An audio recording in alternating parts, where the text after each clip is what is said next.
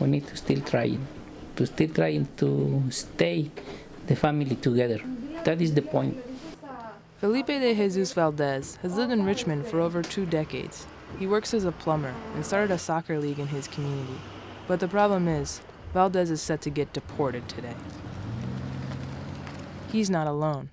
Under Obama, nearly 18,000 people were deported in 2012 who had no criminal background. Many of them, like Valdez, have started families and established lives here.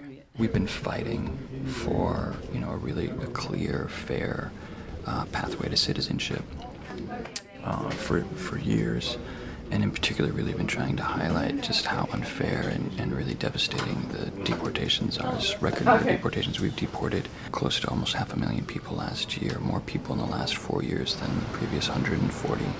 Valdez's only chance is the backing of a community that loves him, and a new lawyer who says that he was taken advantage of by fraudulent attorneys.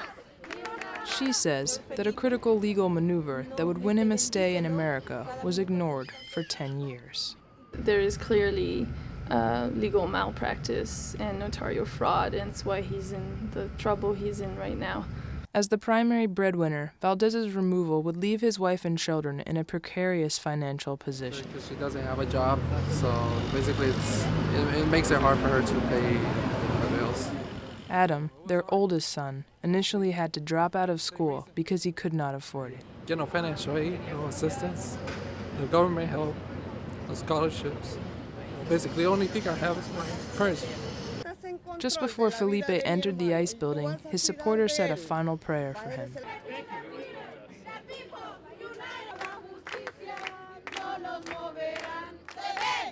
After several hours of waiting and singing and chanting, a Cisco organizer got a text from Krugel inside. And we have good news that he is going to come out today and that he's going to be granted a 1-year stay. Finally, around 3:30, a smiling Valdez emerged holding a piece of paper which stays his deportation for 1 year and grants him a work permit. Thanks to their lawyer and their supporters, Thanksgiving came several weeks early for the Valdez family, who now have a better shot of making America their permanent home. For CNS News, this is Sarah Lafleur-Vetter with Suki Lewis.